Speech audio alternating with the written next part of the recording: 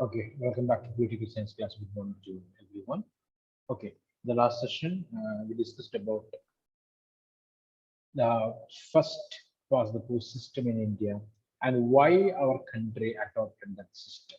Okay, and what are the basic difference between this PR system and the FPTP system? Okay, so FPTP we know that is the simplest form, right? Okay, easily we are able to understand the method. That method is we are able to understand, and it's the simplest one comparing with the PR system. Okay, proportional representation. And in the last class session, Mr. Abhilash and Abhijit, I'm thinking so, they conducted seminars on the same topic. Okay, so I hope this idea of PR is clear for you people. Okay, now we want to complete two, three topics today. First of all, delimitation commission. So, in related with the first part, the post system, we know that there are number of constituencies are there. Okay, there are different regions are there in the country where from the voters electing their representatives, right? Constituencies. This termed as what? These geographical units are termed as constituencies, small geographical units. Okay, it is termed as constituencies. So in India, for the parliament election, there are 543 constituencies are there, right? There are different criteria used by the election commission to delimit these constitutions or creating these geographical areas. Okay, so we are going to discuss about that today. The first topic for us, it is the delimitation commission. Delimitation commission. Okay, the commission or a group of people. Okay, basically they assigned to create this kind of constituencies. Okay, by using different criteria. Okay, the delimitation commission is appointed by the president of India. The first and foremost important point related with the delimitation commission. Who appointing them? This commission was appointed by the president of India to check or study about the constituencies and on what basis we want to divide the constituencies. It work in a collaboration with the Election Commission of India. So delimitation commission is working along with the Election Commission of India. Election Commission of India. Together they will fix these boundaries. Okay. It is appointed for the purpose of drawing up the boundaries of constituencies as all over the country. So why the delimitation commission? It is to drawing up the boundaries of the constituencies all over the country, right? For example, okay, consider this is the geographical unit. Okay, a country, clear or not? We want nearly 10 units from this area. Okay, 10 constituencies. Okay, so in this region there are 20 lakh people. In this region only 10 lakh is there. So in this region again 20 lakh. Okay, clear or not? This region 20 lakh. Here it is 40. Okay, here it is 50. Okay, so consider more or less 10 lakh people is necessary to create a constituency, right? Clear or not? Okay, more or less 10 lakh people. Okay, so here you can see it is not the size of the units. Okay, you can see it's a large geographical area comparing with any other unit. Clear? Yes or no? Yes or no? Yes, sir. Comparing with any other unit, it is the largest one. Okay, large geographical area is there. So you can see 50. Okay, the geographical area is comparatively lesser than 10, but number of people in this area is high. Clear or not? Clear or not? So more or less, how many people want in one constituency? 10 lakh people, right? So how many MPs will be from this area? How many will be here? Tell me. How many MPs will be?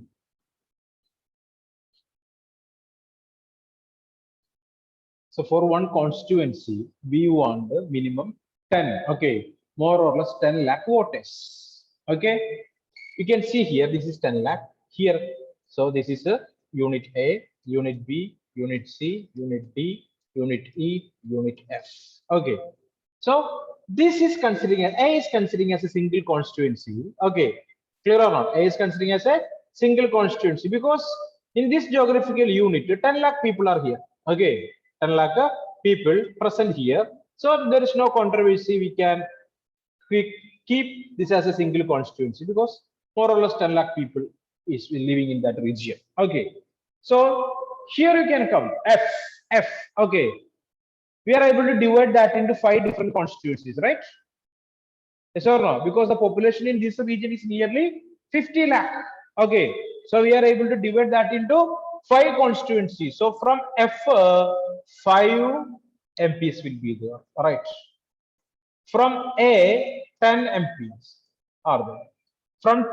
From B, how many? How many MPs will be from section B? 20. 20. Population is 20 lakh. Then how many? 2, right? 2 MPs. 2 MPs are here from the B section. And from C, again 2. And from E, how many 4. constituencies are possible? Yeah, 4. Okay, 4 MPs. Okay, clear or not? So observe here, it is not the geographical area, but the population. Clear or not? Mainly they giving importance for what? Population. This might be a forested area or a hilly area. Comparatively, the population in this region is less. Okay, then this is a city. Okay, 50 lakh means it's a metropolitan city or a cosmopolitan city. Okay, their population is high, so I want to divide that into several constituencies. Clear or not? Okay, here 1, 2, 3, 4 and 5. 1, 2, 3, 4, 5. So divided like that. This is a single constituency. 10. Clear or not? So hope this idea is clear for you people, right? Okay. So this is the commission. Delimitation commission is the commission basically drawing up the boundaries of the constituency all over the country. A court of constituencies to be reserved in each state. It is fixed depending on the proportion of SCs and STs in that particular state. Okay. So reservation seats are there for SCs and STs. That quota of constituencies, the number of constituencies for SCs and STs to be reserved in each state is fixed depending on the proportion of SCs and STs in that particular state. Clear? As per their population. Clear? As per their population, reserved seats will be there for the SCs and STs. Okay, finally, it picks constituencies that have higher proportion of scheduled caste population, but it also spread these constituencies in different regions of the state as scheduled caste population is generally spread evenly throughout the country. Right? Okay. So in each state, there are separate constituencies are there for the SCs and STs. It is related with the proportion of that people in the population. Clear? Okay. And the delimitation committee or commission will fix a particular area for SCs and STs as reserved constituencies. Reserved constituencies. Okay. So the important points that are related with the delimitation commission. The first one, the delimitation commission is appointed by the President of India. It works in collaboration with the Election Commission of India. It is appointed for the purpose of drawing up boundaries of the constituencies all over the country. A quota of constituencies to be reserved in each state is fixed depending on the proportion of SCs and STs in that particular state. It picks constituencies that have higher proportion of scheduled caste population, but it also spreads these constituencies in different regions of the state as scheduled caste population is generally spread evenly throughout the country. Okay, so some special areas they will choose as reserved constituencies for SCs and STs, and even though in some states their population is evenly distributed. Okay, clear or not? So basically, Election Commission will choose an area where the proportion or the number of SCs and STs more in number and fix that area as for as a reserved constituencies for SCs and STs. Okay, clear? So just read it and write it first. Delimitation Commission. You want to complete this chapter within 2 days. Make sure you're writing all these points. Come on.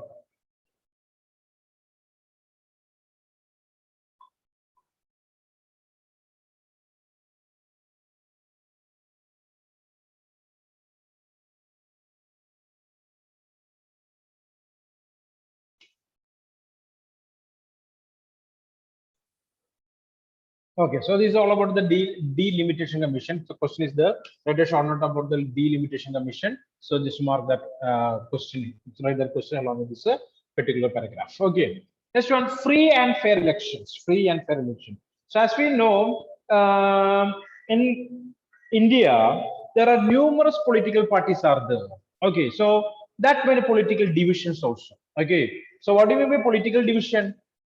We are able to find a division in the society on the basis of their politics. Clear or not? Example, only two parties are there, means the society is divided into two political divisions, right? Or in the society, we are able to find two divisions, right? The group of people supporting party A, the group of people supporting party B, right? But in a multi-party system, we can say that there are numerous divisions are there. Okay, number of people are there in the society. Might these people believe in different parties, so it will create a political division. This political division will lead to serious tensions in the society related with elections. Okay, conflicts will be there, fights will be there. All right, clear or not? So political crimes that we know, and we are reading, or we are able to read such kind of news from the newspaper regularly, on a regular basis we are able to read. Okay, so it is important to conduct the elections in a free and fair manner, which means without any troubles. Clear or not? Want to give full freedom for the voters to cast their vote. Okay, so for that some special provisions are there by the government. So first of all, universal franchise and the right to contest an election. That's a rule. Okay, clear or not? So what do you mean by universal franchise or universal adult franchise? What is that? People who are above 18 have the right to vote. In India, those who above the age of 18 have the right to vote. It's a political right. So that's called to be universal adult franchise. Universal adult franchise. You can see every person above the age of maturity, 18 years and above, that's in India, is entitled to vote in elections irrespective of caste, creed, color, race, religion, language, etc. Clear? Clear? Okay. Next one. It ensures participation of people in the governance. Okay, and this right to vote giving chances to the people to participate in the administration of the decision making. All citizens have the right to stand for election and become the representative of the people. However, there are different minimum age requirements for contesting elections. So all are free to participate in the election there, but some requirements are there for participating in the election related with the age. For example, in order to stand for Lok Sabha or Assembly election, a candidate must be at least 25 years old. Clear? You want to participate in such kind of elections. Okay, you want to complete minimum age 25 years of age. The person should not have undergone imprisonment for 2 or more years, should be a citizen of India, and should not be a unsound mind. Next one, a person should not have undergone imprisonment for 2 years or more. Okay, clear or not? A culprit or a criminal who imprisoned for 2 years or more, he or she is not eligible to contest in election. Okay, clear. At the same time, that person should be a citizen of India. Foreigners don't have that right to participate in or contest in election there. Okay, and that person should not be a lunatic. Okay, clear or not? Should not be a mental patient. That's what. Okay, mental strength is necessary for that candidate. Okay, so for conducting free and fair elections, related with the age, you should accept these principles. Okay, what are they? Those who complete the age of 18 have the right to vote, irrespective of caste, creed, color, sex, and religion. Okay, and want to participate in the election. Okay, there are some age criteria are there. Okay, that also want to follow or obey. And the next one, a person should not have undergone imprisonment for 2 or more years, should be citizen of India, and should not be unsound mind. All these rules want to follow. Clear? Then write down.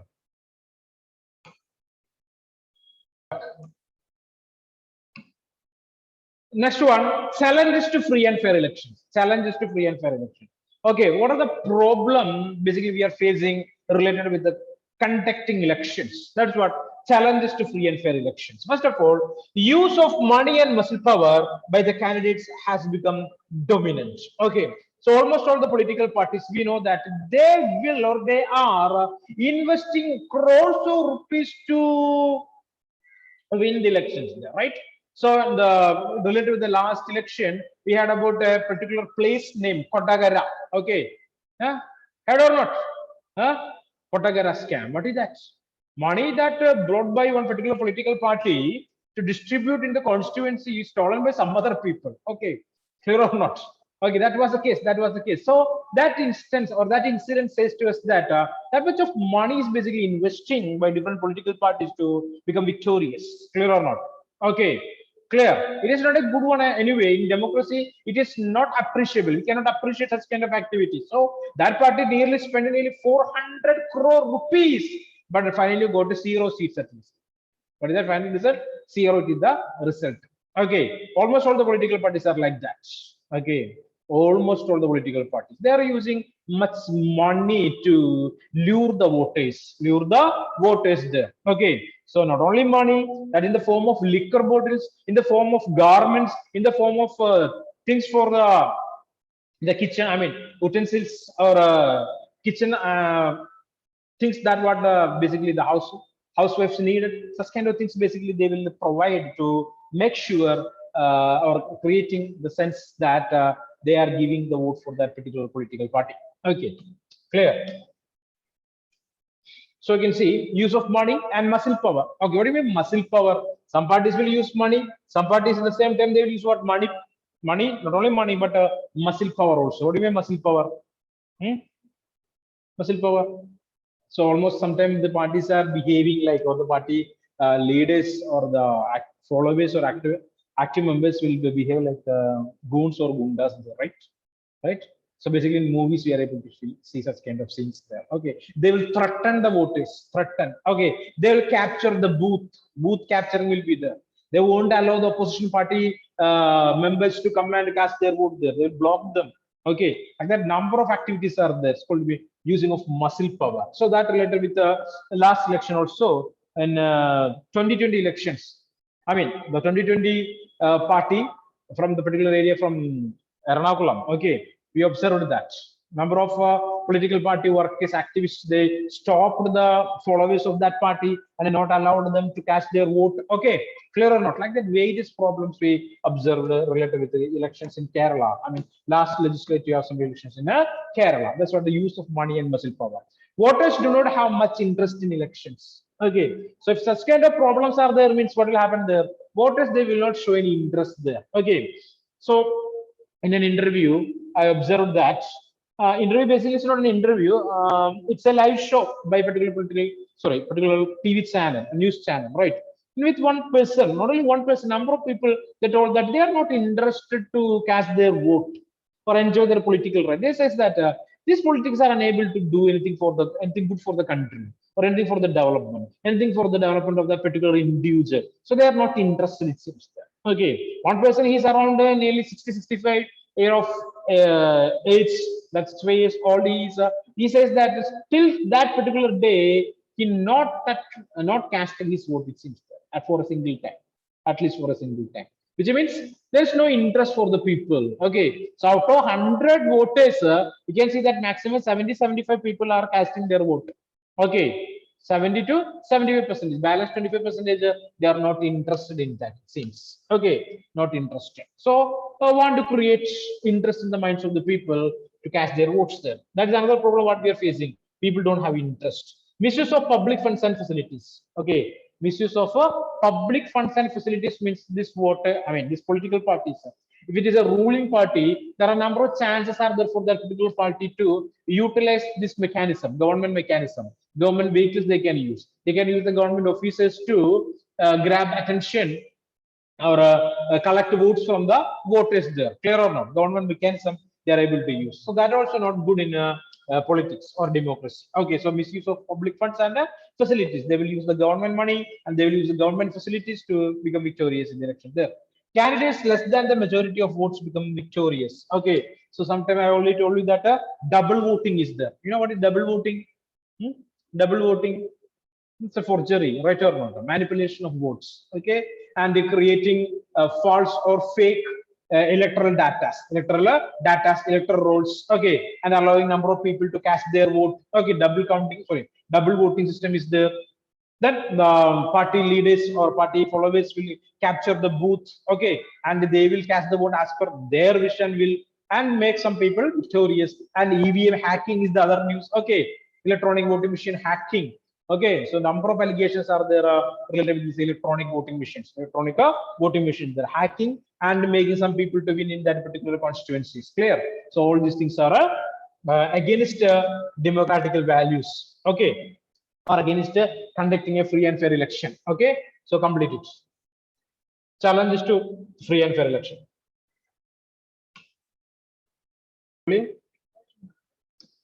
So today we discussed about the delimitation commission, the importance of free and fair election, and the things that related with the age limit here. Okay, to conduct a free and fair elections. And the next one, challenges to free and fair elections. Okay, free and fair election. What are the problems you're facing related with the free and fair elections? Next topic for us, it is election commission. Election commission in India. Okay, so find out the name of the Chief Election Commissioner of India. Chief Election Commissioner of India. Write down. Find out the name of the Chief Election Commissioner of India and the State Election Officer. Okay, State's Chief Electoral Officer. Chief Electoral Officer for the state of Kerala. The state of Kerala. So these two answers you should find before starting the session there. Okay, so we will meet in the evening session. Abhiram and Kevin Kosi prepare the seminar and are ready to present that. Okay, guys, thank you. We will meet in the last class. Thank you, the sir. 4:30.